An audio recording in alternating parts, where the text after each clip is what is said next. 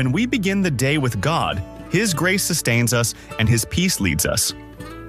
Welcome to By His Grace, the adult morning devotional with Matthew Jimenez from New Jersey on Radio Centinelas de Cristo. Today, January 23rd, the title of our devotional is Who is Your Neighbor?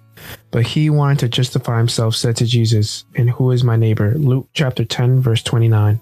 The parable of the Good Samaritan contains lessons that are so important for us as individuals, as a church, as a society. The teacher of law asked Jesus, Who is my neighbor? Which is why Jesus told the story of the Good Samaritan. Now there are important factors in the story that we must analyze: the wounded man, the priest, and the Levite or Jews.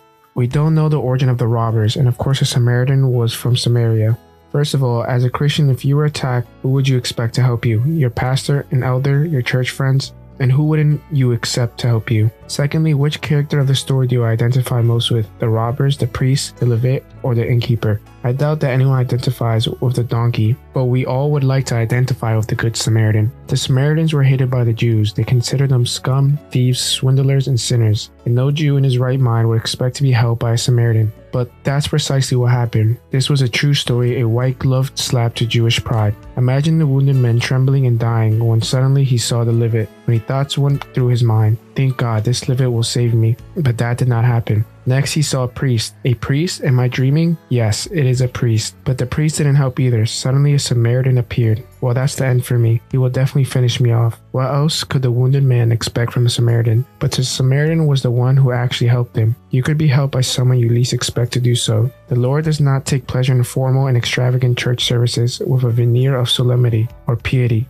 What the Lord looks at is your heart, the motives behind your actions. That's why many agree there will be lots of surprise in heaven.